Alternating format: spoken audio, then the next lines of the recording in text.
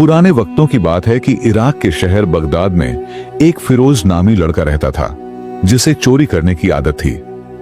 वह मेहनत मजदूरी करने की बजाय रात को किसी के भी घर में घुस जाता और खूब लूटमार करता।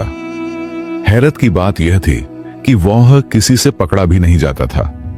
उसने जिस घर में चोरी करनी होती, दिन के वक्त उस घर का हालचाल जान लेता और फिर रात को उस घर में नकब लगाने चला जाता। एक दिन दोपहर के वक्त वह गांव के एक घर के सामने खड़ा था। उसे वहां खड़े काफी वक्त हो गया था। अचानक उसे उस घर के अंदर एक बूढ़ा शख्स दिखाई दिया जो लाठी से चीजें टटोलकर इधर उधर चल रहा था, जिससे यह मालूम होता था कि बूढ़ा आंखों से नाबीना है। इस चोर ने जूते अपने हाथ में पकड़े और आहिस्ता आहिस्ता इस नाबीना शख्स के घर के अंदर दाखिल हो गया और इस घर के बुनियादी कमरे का जायजा लेने लगा। उसने देखा कि अंदर बहुत कीमती सामान पड़ा था। वह सोचने लगा कि अगर वह यहां पर चोरी करने में कामयाब हो गया तो उसके हाथ इतना माल लगेगा कि उसे अगले 2-3 साल कोई चोरी नहीं करनी पड़ेगी। जैसे दबे कदमों वह घर के अंदर दाखिल हुआ था, उन्हीं कदमों पे वह वापस घर को लौट आया। घर जाकर वह सोचने लगा कि मैं इतना ज्यादा माल अकेला वहां से नहीं निकाल सकता। मुझे अपने साथ किसी और को भी ले जाना चाहिए ताकि वहां से ज्यादा माल चुराया जा सके। उसी सोच में था कि उसका ख्याल अपने दोस्तों की तरफ गया जो उसी की तरह गरीब और आवारा थे, लेकिन उन्होंने कभी चोरी नहीं की थी। वे भी बहुत ज़हीन थे, लेकिन अपना दिमाग अच्छे कामों में नहीं लगाते थे। फिरोज अपने घर से निकला और खेतों की तरफ चल पड़ा जहां उसके दोस्त घास पर बैठे हुए थे। फिरोज ने उन्हें सलाम किया और उनके पास बैठकर उनका हाल पूछने लगा। फिर बोला, दोस्तों, मेरे पास तुम्हारे लिए काम है जिसकी वजह से हम तीनों रातों रात अमीर हो सकते हैं। तुम सारा दिन फारिग बैठे रहते हो, कोई काम नहीं करते। अगर तुम चाहते हो कि पहले की तरह काम भी न करना पड़े और माल भी हाथ लग जाए, तो तुम्हें मेरी बात मानकर एक काम करना होगा। बस तुम मेरे कहने पे चलो, फिर देखना हमें अमीर होने से कोई नहीं रोक पाएगा। दोनों दोस्त जो फिरोज की बात सुन रहे थे एकदम से हैरान रह गए कि ऐसा कौन सा काम है जिससे वह इतना जल्दी अमीर हो सकते हैं। दोनों ने एक ही जबानी कहा, हमें क्या करना होगा? जिस पर वह कहने लगा, तुम दोनों को मेरे साथ एक घर में चोरी करनी होगी। फिरोज की बात पर दोनों चौंक गए और फौरन इनकार कर दिया। कहने लगे, हम चोरी नहीं करेंगे। अगर फर्ज किया हम चोरी करने के लिए मान जाते हैं, लेकिन एक बात जहन में रखो कि अगर चोरी करते वक्त पकड़े गए तो काजी मारे हाथ काटने में जरा भी देर नहीं लगाएगा और पूरे गांव में हमारी बदनामी अलग से होगी। जिस पर फिरोज कहने लगा, भाइयों, परेशान न हो, हम किसी सूरत में पकड़े नहीं जाएंगे जिस घर में हम चोरी करेंगे। इस घर में सिर्फ एक बूढ़ा बुजुर्ग रहता है और वह आंखों से भी अंधा है। चोरी के दौरान अगर वह उठ भी गया तो हमें देख नहीं सकेगा और हम वहां से आसानी से फरार हो जाएंगे। मैंने उसके घर में बहुत कीमती सामान देखा है जिसे हम आसानी से चुरा सकते हैं। फिरोज के दोस्त फिर भी इस बात को नहीं मान रहे थे, जिस पर फिरोज उनसे कहने लगा, तुम लोग किसी भी चीज को हाथ न लगाना, हम तीनों मिलकर अंदर जाएंगे। मैं सारा सामान चोरी करके एक कपड़े में बांध दूंगा। बस तुम लोग मुझे इस सामान को बाहर लाने में मदद करना। मैं तुम्हें इस काम का इतना इनाम ही दूंगा जितना चोरी करने में साथ होने पर देना था। फिरोज ने उन्हें कहा, हम रात के पिछले पहर बूढ़े के घर चोरी करने के लिए जाएंगे। तुम शाम को मेला देखने के बहाने घर से निकल जाना। जब रात का समय हुआ तो दोनों दोस्त मेला देखने का बहाना करके घर से निकल आए, सीधे फिरोज के घर पर पहुंचे। फिरोज पहले ही अपने दोस्तों का इंतजार कर रहा था। दरवाजे पर दस्तक होते ही वह फौरन घर से निकल आया और मिलकर उस बूढ़े के घर की तरफ चल पड़े। बूढ़े का घर साथ वाले मोहल्ले में ही था। कुछ मिनट चलने के बाद वह वहां पहुंच गए। तीनों ने बारी बारी दीवार पार की और घर के आंगन में जा पहुंचे। बुजुर्ग केंद्रीय कमरे से थोड़ा दूर एक चारपाई पर लेटा था। वह उन दोनों की आवाज तभी सुन चुका था जब उन्होंने घर में छलांग लगाई थी, लेकिन उन्हें वैसे ही दिखाया जैसे वह बेखबर सो रहा हो। बुजुर्ग को सोता हुआ देखकर वह कमरे में दाखिल हुए और चोरी में मशगूल हो गए। बुजुर्ग चुपके से उठा और कमरे का दरवाजा बाहर से बंद कर दिया। उसने शोर मचाया और आसपास के पड़ोसियों को इकट्ठा कर लिया। बूढ़े की आवाज सुनकर फौरन उसके घर पर मजमा लग गया। उन्होंने तीनों चोरों को पकड़ा और आंगन में मौजूद एक दरख्त के साथ बांध दिया। सुबह उन्हें काजी की अदालत में पेश किया जाना था। हिशाम और तबरेज फिरोज से मुखातिब होकर कहने लगे, हम तुम्हारी वजह से इस जगह पर बंद किए गए हैं। न हम तुम्हारा साथ देते और न यहां पहुंचते। हम काजी की अदालत में भी साफ मुकर जाएंगे। हमारा इरादा चोरी का नहीं था। फिरोज ने उन दोनों से कहा, बिल्कुल भाइयों, हमने काजी की अदालत में यह नहीं मानना कि असल चोर कौन है। जब काजी फैसला नहीं कर पाएगा कि असल मुजरिम कौन है, तो हमारे हाथ कटने से बच जाएंगे। अगले दिन तीनों चोरों को काजी की अदालत में पेश किया गया।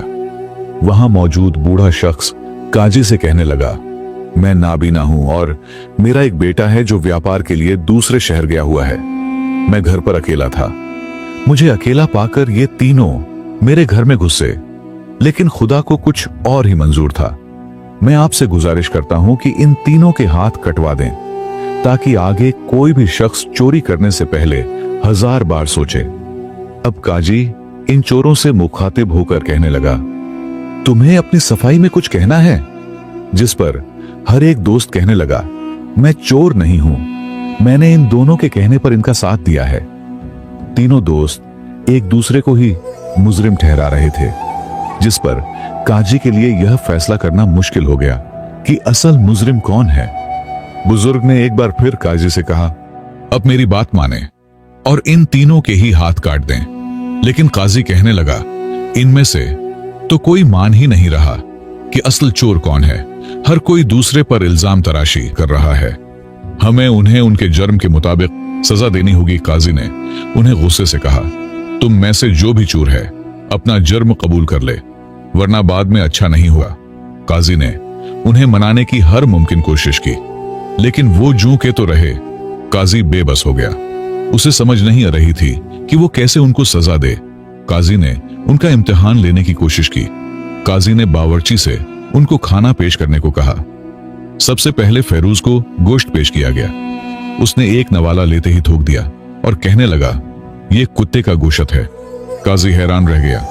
काजी ने फौरा बावर्ची से पूछा, क्या ये वाकई कुत्ते का गोश्त है? बावर्ची बोला, नहीं काजी साहब, ये कुत्ते का गोश्त नहीं, आप बेझिझक तहकीक करवा लें। काजी ने फौरन उस कसाई को बुलाया जिसकी दुकान से गोश्त आया था। काजी ने गुस्से से पूछा, क्या तुम अपनी दुकान पर कुत्ते का गोश्त बेचते हो? तुम्हें इसकी सजा मिलेगी। यह सुनकर कसाई डर गया और कहने लगा, काजी साहब, यह बकरा ही था। असल में जब यह बकरा पैदा हुआ था तो इसकी मां मर गई थी। मुझे उस वक्त समझ नहीं आ रहा था कि इसे कैसे पालूं। एक दिन यह बकरा खुद ही एक कुतिया के नीचे बैठकर दूध पीने लगा। जब मैंने यह मंजर देखा तो इसे नहीं रोका। फिर यह रोजाना उसी का दूध पीने लगा और उसी कुतिया का दूध पीकर जवान हुआ है। इसकी कुछ हरकतें कुत्तों जैसी थीं। शायद यही वजह है कि इसके गोश्त से कुत्ते की बू आ रही होगी। काजी फिरोज की जहानत पर हैरान रह गया। अब दूसरे दोस्त हिशाम को दूध पेश किया गया। हिशाम ने दूध पीने से पहले उसे सूंघा और साइड पर रख दिया और कहने लगा, मैं यह दूध नहीं पी सकता। काजी ने पूछा, इसकी क्या वजह है? हिशाम कहने लगा, यह दूध जहरीला है, इसमें जहर मिलाया गया है, इसलिए मैं इसे नहीं पी सकता। काजी ने एक बार फिर बावर्ची की तरफ देखा और उसे दूध चेक करने को कहा। बावर्ची ने एक दूसरे बर्तन में दूध उंडेला। जब उसने सारा बर्तन खाली किया तो उसके अंदर एक मरी हुई छिपकली पड़ी थी। काजी एक बार फिर चौंक गया। अब तीसरे दोस्त तबरेज की बारी थी। उसे चने पेश किए गए, लेकिन उसने भी खाने से इनकार कर दिया और कहने लगा, यह चने पहले किसी घोड़े ने खाए हैं और उसके बचे हुए चने अब मुझे पेश किए गए हैं। काजी ने हैरानी से बावर्ची की तरफ देखा। बावर्ची कहने लगा, शायद यह सच कह रहा है। कल मैंने आपके घोड़े को जिस थैले में चने दिए थे, वह थैला जाकर बावर्ची खाने में रख दिया। उधर एक दूसरा थैला पड़ा हुआ था। मुझे यह भूल गया कि मैंने घोड़े के सामने कौन सा थैला रखा था। शायद मैंने उसी थैले से चने निकाल लिए जिनमें से घोड़े ने खाया था। अब काजी सोच में पड़ गया। ये तीनों बहुत ज़हीन हैं। इनमें से असली चोर को पकड़ना बहुत मुश्किल है। कादी ने तीनों को पकड़कर जिंदान में डाल दिया और घर आकर सोचने लगा, आखिर मैं कैसे असली चोर को पकड़ूं? काजी का बेटा उसके पास बैठा था। अपने बाप को परेशानी में डूबा देखकर पूछने लगा, अब्बा जान, आप किस वजह से परेशान हैं? जिस पर काजी ने उसके सामने सारा माजरा पेश कर दिया। उस पर काजी का बेटा कहने लगा, बाबा जान, एक मौका मुझे देकर देखें, शायद मैं आपको असली चोर तलाश करके दे दूं। काजी ने अपने बेटे को एक मौका दे दिया। कल सुबह दोबारा काजी के सामने तीनों दोस्तों को पेश किया गया। काजी के बेटे ने तीनों की तरफ गौर से देखा और मुस्कुराकर बोला, मैं तुम लोगों को एक किस्सा सुनाना चाहता हूं। किसी शहर में एक लड़की अपने शौहर के साथ रहती थी। उसे एक खत मिला जिसमें लिखा था कि उसका बाप बहुत ज्यादा अलील है और उसके इलाज के लिए पैसा चाहिए। लड़की के पास कोई पैसा नहीं था। उसने अपने शौहर से कहा, मेरे बाबा बहुत बीमार हैं, मुझे उनके इलाज के लिए पैसे की जरूरत है। उसके शौहर के पास भी कोई पैसे नहीं थे। फिर उसने अपनी भैंस बेचकर अपनी बीवी को पैसे दिए और उसके बाबा के पास रवाना कर दिया। रास्ते में उसे एक बदकार शख्स ने देख लिया। लड़की को अकेला पाकर उसने उसकी इज्जत लूटने की कोशिश की, लेकिन वह लड़की रोने लगी और उसे कहने लगी, खुदा के वास्ते मुझे जाने दो, तुम्हारे घर में भी जरूर मां बहन होगी। इस इंसान के दिल में रहम आ गया और उसे जाने दिया। लड़की ने उस शख्स का शुक्रिया अदा किया और अपना सफर जारी रखा। उसने थोड़ी देर सफर किया था कि रास्ते में उसे कुछ चोरों ने घेर लिया। वो उससे कहने लगे, तुम्हारे पास जो कुछ भी है हमें दे दो, अगर तुम ऐसा नहीं करोगी तो हम तुम्हें बांध लेंगे। लड़की कहने लगी, मेरे पास जो पैसे हैं वो मैं अपने बाबा के इलाज के लिए लेकर जा रही हूं। अगर तुमने मुझसे वो पैसे ले लिए तो मेरे बाबा मर जाएंगे, खुदा के वास्ते मुझे जाने दो। इन चोरों के सरदार के दिल में रहम आ गया और उसने उस लड़की को जाने दिया। अब वो लड़की शहर पहुंची और अपने बाबा का इलाज करवाया और वह सेहत याब हो गया। ये किस्सा यहां खत्म हो जाता है। फिर काजी का बेटा तीनों से सवाल पूछता है, इस लड़की पर सबसे बड़ा एहसान किसने किया? सबसे पहले उसने तबरेज से पूछा। तबरेज कहने लगा, इसके शौहर ने।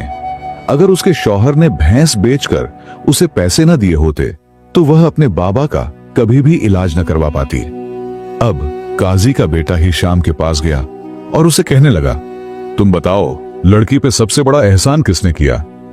हिशाम कहने लगा, लड़की पर सबसे बड़ा एहसान उस बदकार शख्स ने किया जिसने उस लड़की को कुछ नहीं कहा और जाने दिया, क्योंकि एक लड़की की इज्जत उसकी जान से भी ज्यादा अजीज होती है। इसके बाद काजी का बेटा तीसरे शख्स फिरोज के पास गया और उससे कहने लगा, तुम बताओ, इस पर सबसे बड़ा एहसान किसने किया? फिरोज ने कहा, इस लड़की पर सबसे बड़ा एहसान उस चोर ने किया। अगर वो चोर उस लड़की से सारा माल छीन लेते तो वह अपने बाबा का कभी भी इलाज न करवा पाती, इसलिए सबसे बड़ा एहसान चोर ने किया। इस पर काजी के बेटे ने अपने बाप से कहा, यही शख्स असली मुजरिम है। काजी हैरान रह गया और अपने बेटे से पूछने लगा, तुम्हें कैसे पता चला कि यह मुजरिम है? जिस पर उसके बेटे ने जवाब दिया, आदमी जिन आदतों का मालिक होता है उसे उसी खासियत के लोग पसंद आते हैं। इसीलिए तो इस इंसान ने एक चोर की अच्छाई को पसंद किया और उसकी तारीफ की। उसके बाद काजी ने अपने सिपाहियों को हुक्म दिया कि वो फिरोज को ले जाकर तफ्तीश करें। चोर फिरोज पहले ही साबित हो चुका था। थोड़ी सी मार पड़ने पर वो अपना जुर्म कबूल कर गया। ज्यादा तफ्तीश के बाद साबित हुआ कि फिरोज ही असल चोर है और बाकी उसके दोनों दोस्त माल को ले जाने में उसके सहायक थे। काजी ने फिरोज के हाथ कटवा दिए और बाकी दो को 7 साल कैद की सजा सुना दी। तो प्यारे दोस्तों, इस कहानी से हमें सबक मिलता है कि चोर की मदद करने वाला शख्स खुद भी उतना ही कसूरवार होता है जितना कि असल चोर, क्योंकि बुराई को सहारा देना भी बुराई करने के बराबर है। अगर कोई शख्स चोर की मदद करता है, उसे छुपाता है या उसके जुर्म पर पर्दा डालता है, तो वो इंसाफ के रास्ते में रुकावट बन जाता है। ऐसा शख्स न सिर्फ खुद को गुनाह में मुलव्वस करता है, बल्कि माशरे में बदी को फैलाने का जरिया भी बनता है। यह सच है कि बुराई को सहारा देने वाला भी बुरे अंजाम से नहीं बच सकता। चोर के मददगार को शायद वक्त पर नुकसान न हो, लेकिन एक दिन वो भी पकड़ा जाता है। अगर हम चाहते हैं कि हमारा माहौल अदल व इंसाफ पर कायम रहे, तो हमें न सिर्फ बुराई के खिलाफ आवाज बुलंद करनी होगी, बल्कि अमली तौर पर भी उसके सद्भाव के लिए खड़ा होना होगा। माशरे की बेहतरी तभी मुमकिन है जब हम हक और सच्चाई का साथ दें और जुल्म व ज्यादती के खिलाफ डट जाएं, चाहे वो किसी भी शक्ल में हो। हमें अपने अंदर एहसास ए जिम्मेदारी पैदा करना होगा कि अगर हम किसी बुरे अमल को नजरअंदाज करेंगे या खामोश तमाशाई बने रहेंगे, तो दरअसल हम भी इस बुराई के फैलाव में शरीक हो रहे होंगे। इसी तरह हमें अपनी रोजमर्रा जिंदगी में भी मुतअत्तित रहने की जरूरत है।